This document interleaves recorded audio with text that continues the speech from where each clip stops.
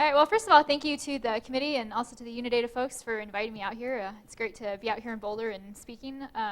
Although I have to admit, I'm kind of disappointed in the weather. I came from Kansas City where it was 90 degrees, and I got here and it was 96 degrees.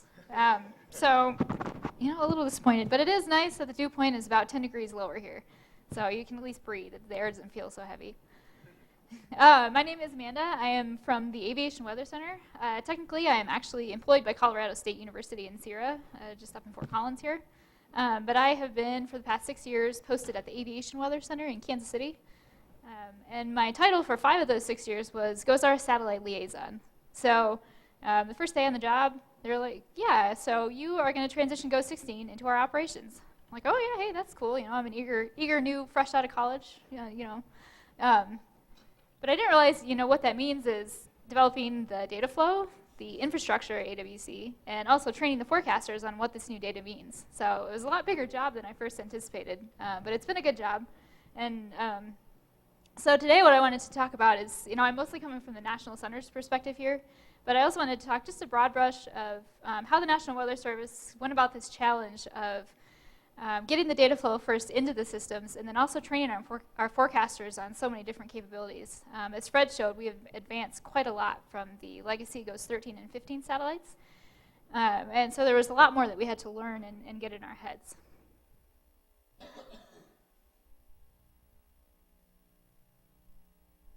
Well, it was working. What?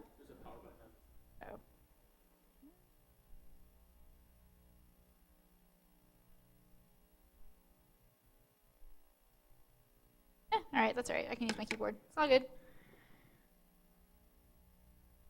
All right, so my presentation isn't as interactive as I'm sure many have been, but hopefully it'll still be interesting. The government is a little bit hand-wavy about showing particular software and things, so I decided to go ahead and just start with describing some of the data flow in our infrastructure as much as I can, and then give you insight into some of the things that you guys might be able to use from what we do. I'm sure you've heard that GOES-16 was the proverbial fire hose of information. We went, as Fred described, we went from 5 channels to 16. We increased the spatial resolution by about 4 kilometers. We increased the temporal resolution quite a bit. So not only do we have so many more files coming in, we have so many more huge files coming in. And the National Weather Service systems were not set up for this in legacy. We had to come up with a new infrastructure that could really handle all of this. We kind of were able to do a trial by fire with Himwari. The Himwari imager is very similar to GOES-16 with its capabilities.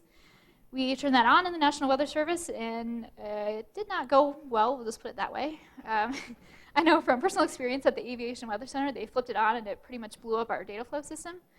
So we're like, okay, that's not gonna work. We gotta figure out how we're gonna make this work. So from that, we were able to kind of get an idea of what we wanted to do with GOES-16 and then determine a path forward. So in the Weather Service, we have 3 main means of getting data. We have the GRB rebroadcast antennas. We have PDA, which is the Product Dissemination and Access series of servers that NWS has and they run. And then there's also the SBN that you heard Fred talk about, the Satellite Broadcast Network. So the GRB antennas are what we use mainly at national centers.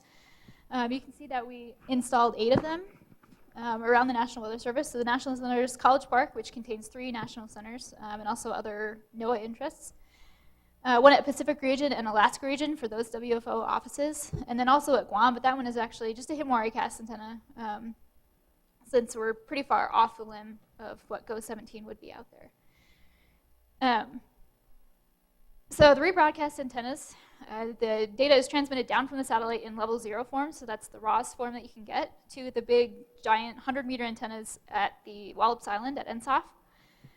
They then format that into level 1B packets, data packets. They send it back up to the satellite, and it's rebroadcast down to the ground stations, the GRB ground stations. So it's essentially a direct link with a little bit of processing in between. Right now, we have this set up to take the L1B data packets, and it processes through software called Weather Connect through Harris. We're not going to use that in the future. We're actually going to switch over to some other kind of software that we're still working out what we're going to use. But that takes the level 1B packets, it builds it into a full view netcf4 file, and then it pushes it to an LDM where we can grab it on our systems. For you guys in particular, Sim, Sierra, and Swart also have GRB feeds. We at the National Centers can't really share with outside entities, unfortunately. But these are the contact information for the folks here. I'm not sure what their sharing rules are, but if you guys are university interests, you know, this might be something of interest that you might be able to take advantage of. I wanted to show, because I find this really cool. I was fortunate enough that I got to actually be in charge of getting the GRB antenna installed at our site. This is Aviation Weather Center. I have to say, never in my dreams in my career meteorology would I have thought that I would be designing or helping design the infrastructure of how this was going to be set up. But it was a really cool project, and I wanted to show a video of, if you're ever curious what a GRB antenna installation looks like. You can see in the background there's two smaller dishes. Those are our GVAR antennas. Those are our legacy GOES-16 and 15 antennas. Those are only 4 meters. The new ones are 6.5 meters. So they're really big. They are really big, and it looks, our antenna farm looks really cool now. It looks like something aliens would be jealous of. Now, I don't know if you can see it, but the cables in this, if you're looking at the cables that are lowering that antenna down, they were blowing quite a bit. This was the middle of March. The middle of March in Kansas City is windy.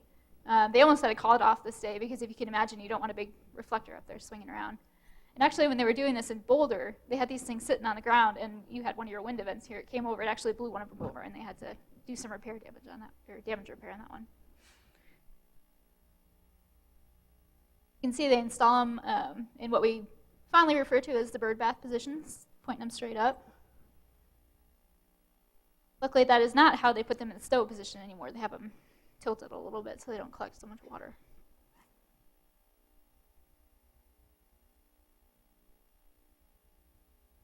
These guys, if you watch them, they'll actually have to go up inside the reflector to bolt some of this stuff down.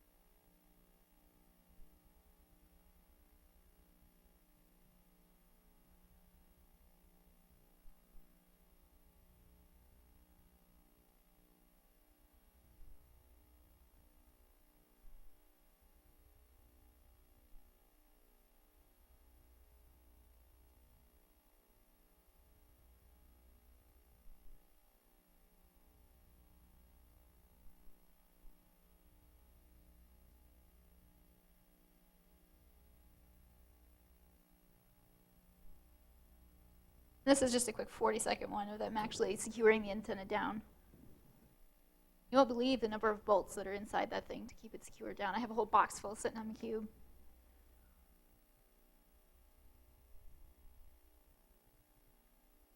This actually, I think this was a different one than in the first video, but same idea.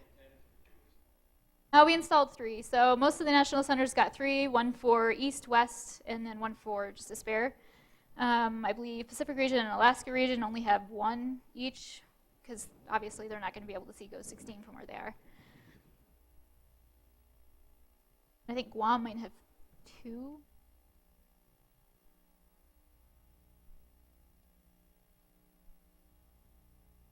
But yeah, it was pretty neat to watch. I was kind of glad I wasn't the person that had to climb up inside one of those things. It's billions of dollars worth of technology that you don't want to have oops on.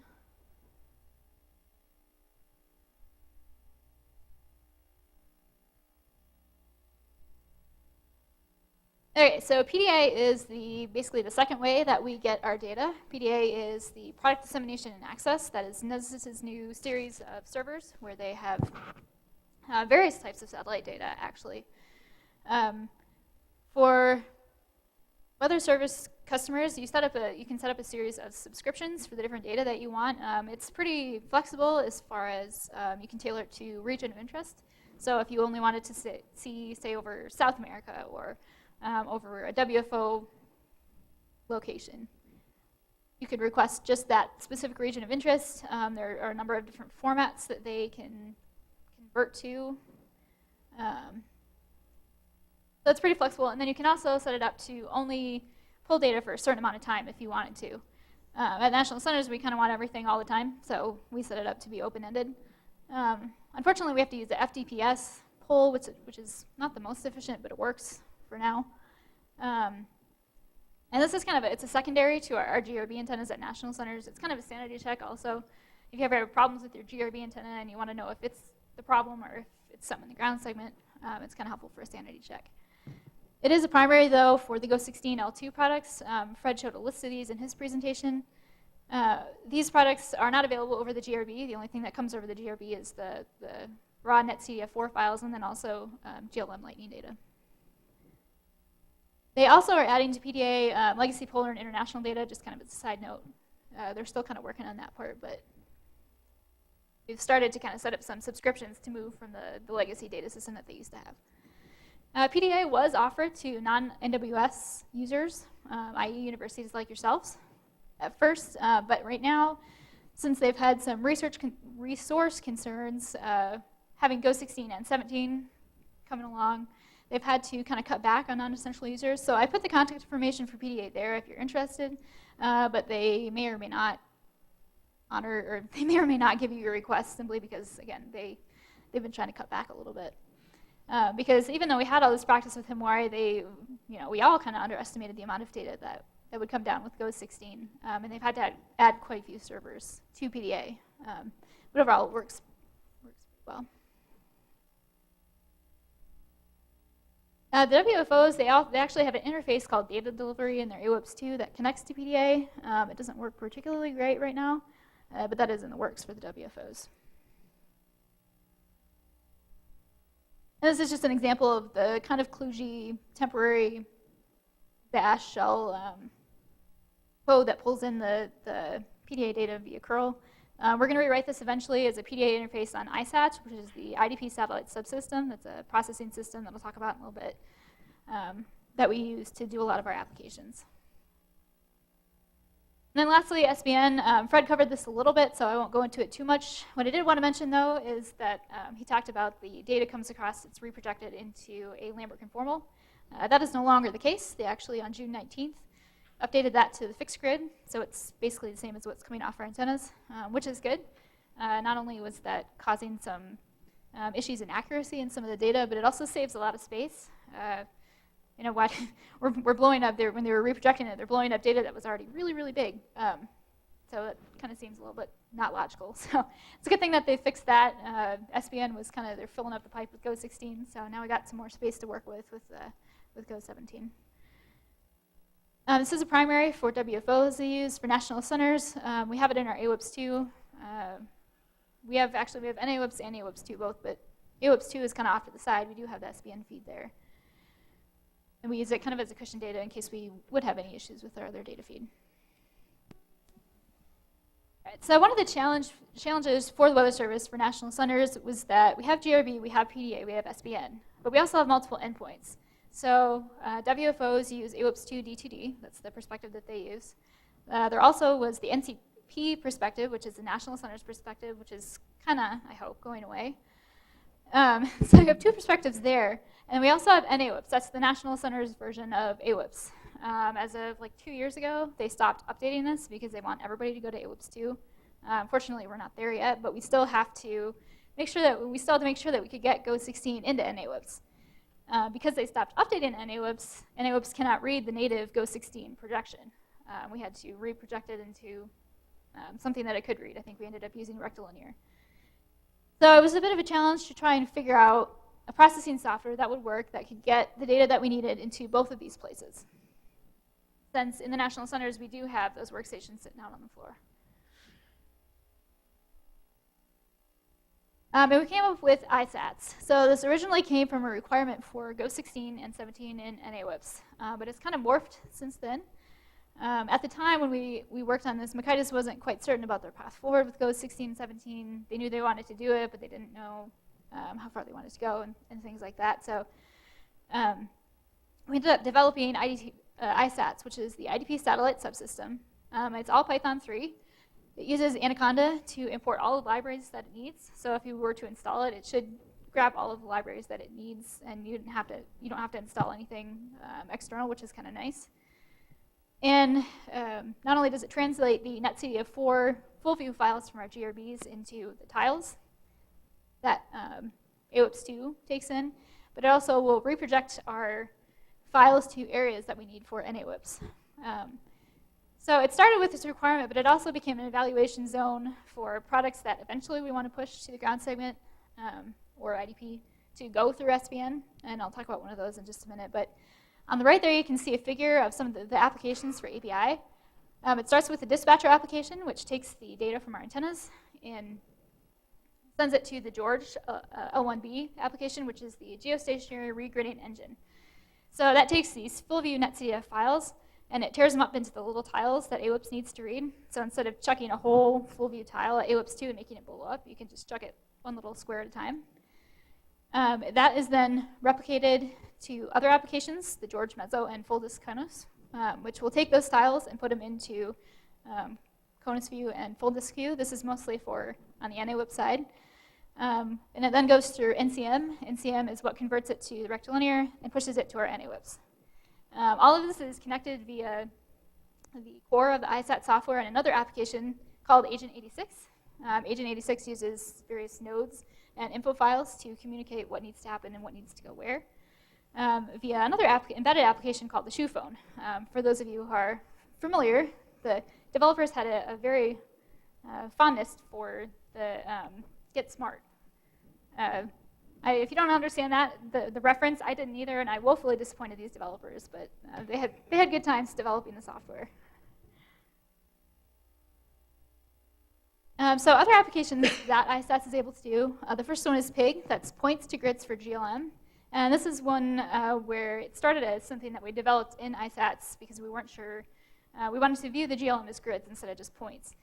So, and this application was actually able to be taken, and it's eventually going to be installed on the SVN. So we were able to use ISATS as something to push an application forward into the weather service.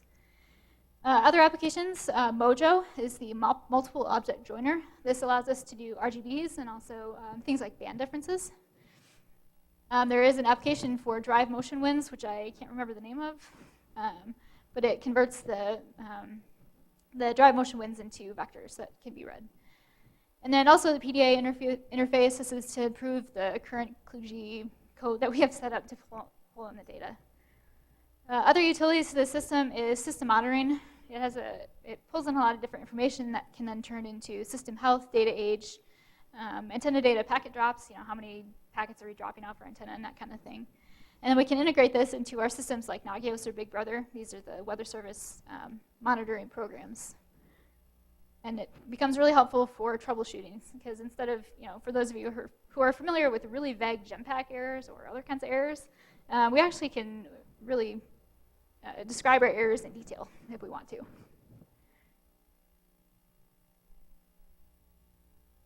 So Mercatus local processing is something that we also do. ISATS doesn't quite have the capabilities yet to do some of the things that we want, so we still do use Mercatus X for quite a bit. We have a lot of legacy Mercatus macros, which Fred Mosher actually wrote when he worked at AWC. They've been around for quite a few years. What isn't broke, don't fix it. So we have had to write a few new ones, and Mercatus recently, within the last couple of years, had a capability to use Python to write some of these things. So this is just a script here that does a viz fog difference with a viz, just using the 0.64 during the day and then the fog difference at night. Which actually looks like that. That's a full disk view of what that looks like in our NAWIPS system. Other things that Mercatus X can do recently is RGB creation and also display of GLM. Neither of these we're using right now, at least in the weather service. The GLM, I believe it only displays points, and we've been exploring grids. And then RGB, we're kind of doing some similar stuff with Mojo. It also displays level 2 products. Oops, wrong way. This is just an example of the sea surface temperature products. This is something that our tropical forecasters will use quite a bit at Aviation Weather Center, and I know Hurricane Center also uses it. But being able to just reproject it into the rectilinear format that we need for NAOIBs. We do that with Makaitis right now, as we don't have the PDA interface set up yet.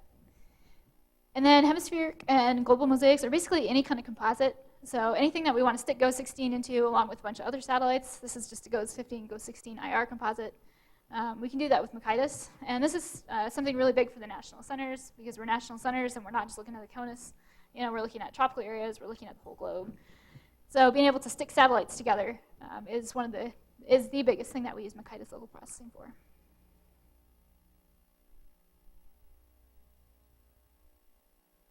Okay, so that's how we get the data. That's how we process the data. Now I wanted to show some applications, how we've been able to use the data, how we've been able to use this local processing to get kind of what we need. And I've tried to use examples from across the board, so it's not totally an aviation bias here. This is from a WFO perspective. A lot of WFOs like to use what we fondly call a sandwich. This is the 0.64 overlaid with the, I believe it's a 10.35. And this is also a 1-minute imagery. And they use this a lot for convective situational awareness. So seeing how those convective complexes are maturing, seeing how they're decaying, their behavior. And so being able to take advantage of multiple channels has been really, really useful for that. And also the 1-minute imagery. It also provides a lot of insight, a lot quicker for convective development and life cycle. And I know they've had some improvements in things like warning times with this kind of imagery. And it also is really neat. Wildfires and smoke. I know Fred talked a little bit about this. So with the 16 channels that we have these. On the right there is a 3.9 micron that's just looking at hotspots. You use that typically in a 3.9. But with the extra spectral resolution, we have the ability to create the derived products. And there's a series of derived products based on fire. So there's fire temperature, fire extent, I think, fire power. There's 3 or 4 of them. And really being able to take advantage of those to take a look at fire behavior, how hot the fire is, where it's moving. And so I know a lot of WFOs and also incident meteorologists with the fire incident commands have been able to take advantage of this for fire forecasting. And then there's also applications for smoke, for aviation interests like the CWCs and also AWC, where smoke is impacting a terminal. For example, a couple years ago, there was a fire up near Greeley, I think, and some of the smoke was being able to see from Denver. And then also in Florida, I believe last year there was a lot of grass fires in Florida, and that was impacting some of the terminals out there, like Orlando. So having the additional spectral bands has really increased the ability to more accurately forecast fire behavior. Dust imagery. This is RGB imagery. This is actually a dust RGB. This is a UMETSAT recipe, actually. And RGB imagery takes advantage of multiple channels. So not only do we have 16 channels, we have countless numbers of combinations that we can use. And this one is particularly made for dust. Dust, if you ask any aviation forecaster, is probably one of the most difficult to forecast, simply because you can't really see it on radar unless it's strong or it's pretty thick. You can't really see it on satellite, again, unless it's pretty thick. So it's really hard to identify, and usually what ended up happening with issuing blind dust SIGMETs or aviation advisories for dust was that it was reactive instead of proactive. This particular case, this was back in May or April, I think it was April of this year. The forecaster who was issuing the SIGMET was able to actually get a jump on the issuance of the blind dust SIGMET. Not only because of the higher temporal and spatial resolution, but because we have this RGB that we can actually now see the dust there in the pink. It is also utilized by Western region forecast offices to issue dust storm watches and advisories, and then also for the central weather service units for their terminal operation interests. So if there's a storm that's impacting Las Vegas, I know they've had it in Phoenix, they use this imagery quite regularly. There's also a similar recipe for this that's used for volcanic ash. I don't have a volcanic ash example here, but volcanic ash is another one of those that's hard to see in a normal satellite image. But with RGB imagery, we can really pull that out and help forecast for that.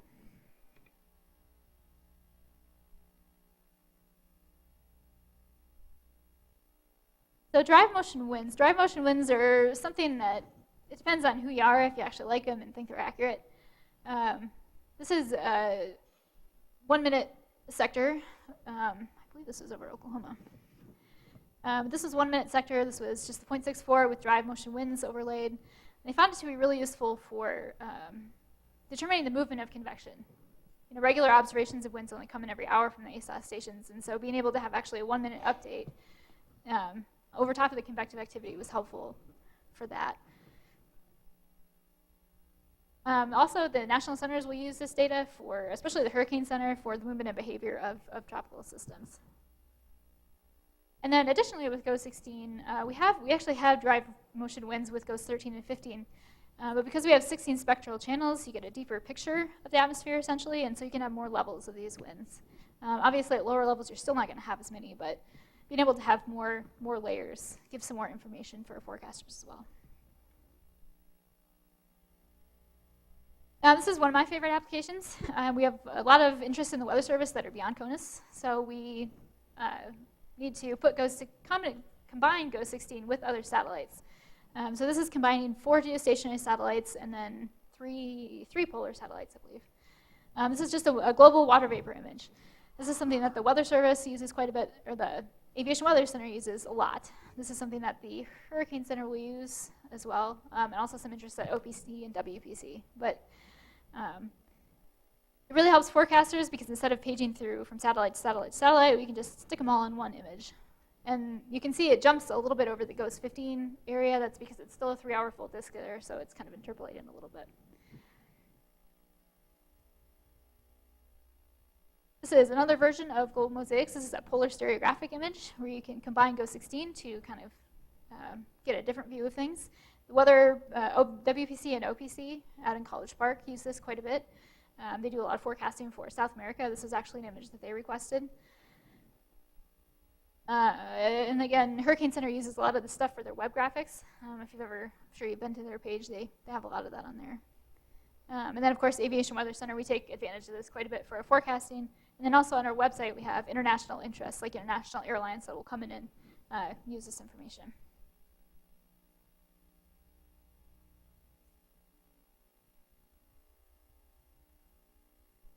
All right, well, since I am from the Aviation Weather Center, I couldn't leave out turbulence, especially because I was flying into Denver and there was a lot of turbulence yesterday. This is actually a case from June of, I think it was June of last year. So this is just the 0.64 red visible half kilometer. You can see some gravity waves out over Wyoming and Montana. You can also see what looks like wave clouds sitting right in the front range there of Colorado.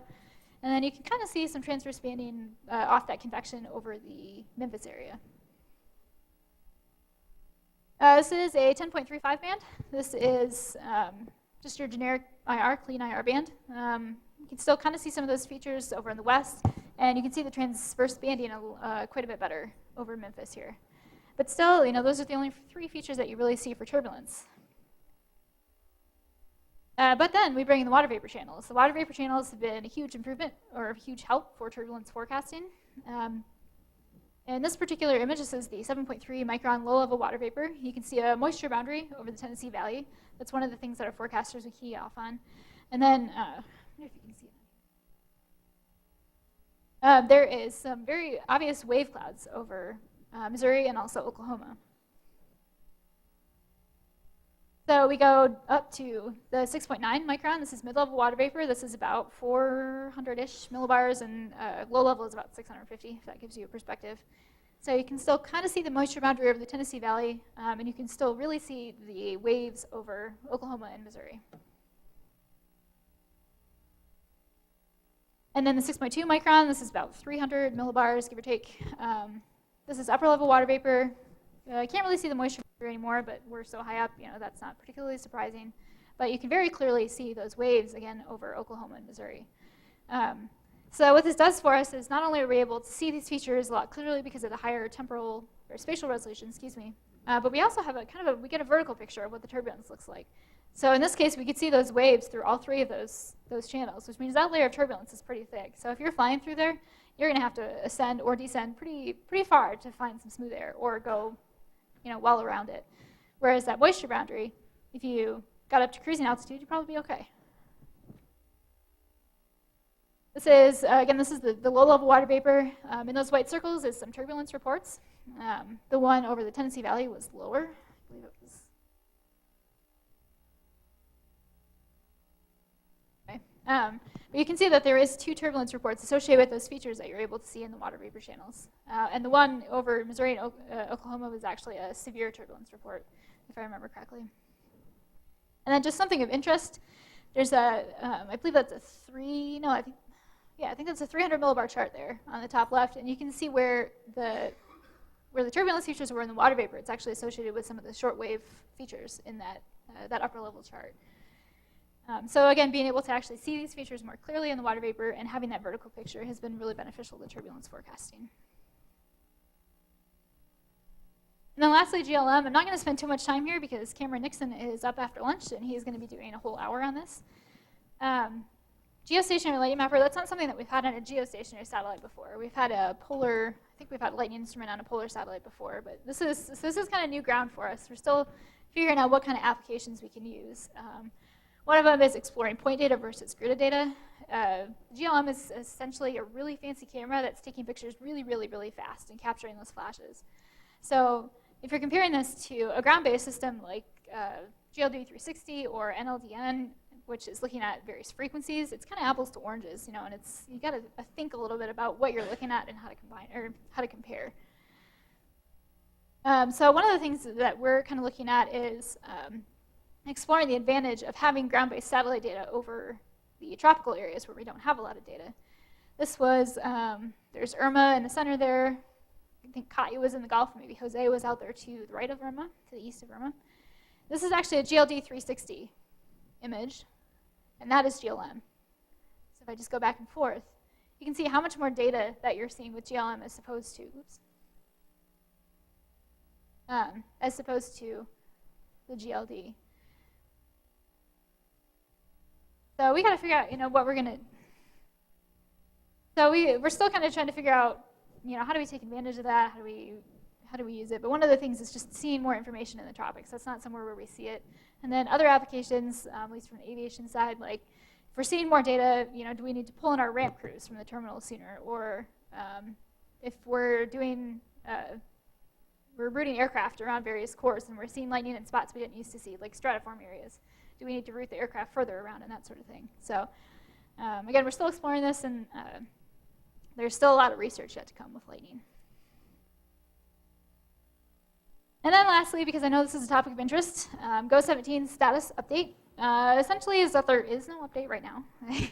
As of this past Friday, they're still wrapping up their testing. So for those of you, you're probably all familiar with the issue, but basically the ABI, the heating pipe system that is on ABI for GOES-17 is currently running in a degraded state. It didn't start up correctly on launch. And so this is affecting only the near IR and IR channels. The visible channels are not affected, which is some good news. And it impacts the near IR and IR during certain parts of the day. So when you have the sun pointed straight at the satellite, it's not cooling the instrument properly, so they've got to shut it off. They've been troubleshooting since May, mid-May. They're nearly complete with that testing, and then what they're going to do is issue a statement to the Weather Service within hopefully the next couple of weeks to let them know what the operational status is, what they found, and then the Weather Service will determine how to proceed with post-launch testing. It is possible that GOES-17 will become operational sometime in the fall or winter in a degraded state, or they will discuss other contingencies, such as shuffling other satellites around. You know, if GOES-15 is not working correctly anymore, they can shuffle GOES-14. One of the common questions that I've had is whether they would expedite the launch of GOES-TNU, and the answer to that is no. In fact, it would probably slow that down because they actually had a minor issue with this on GOES-16 launch, and now they've had a big issue with it on GOES-17. So they're not going to launch another one until they know exactly what the root cause of the issue is. Because that's a lot of money up in space there that's not working quite correctly, so they want to make sure they take care of that. And I think that's all. I'm happy to take any questions, and I also will be here. I have to leave tonight around 4:30, so come find me if you have any questions before that. Thank you.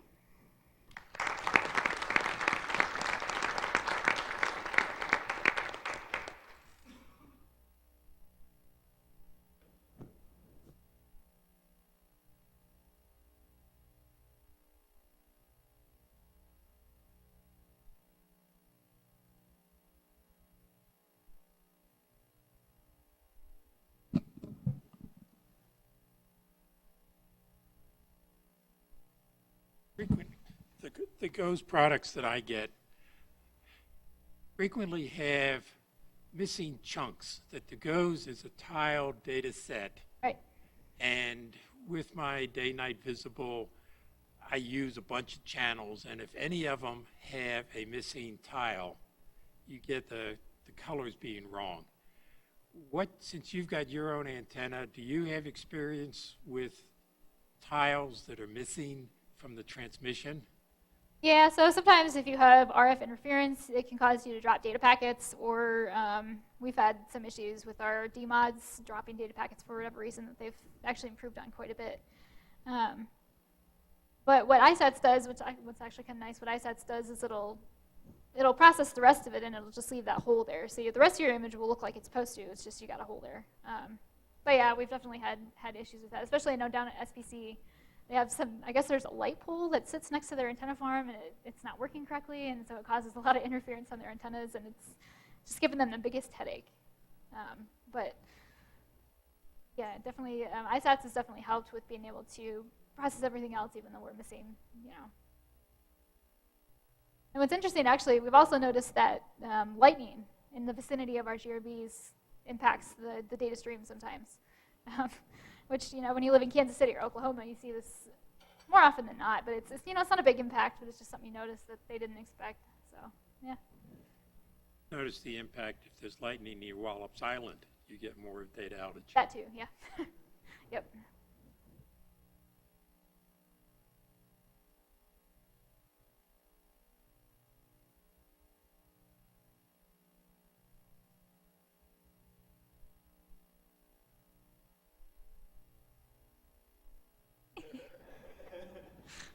They're all ready for lunch. Gave them some extra time, too.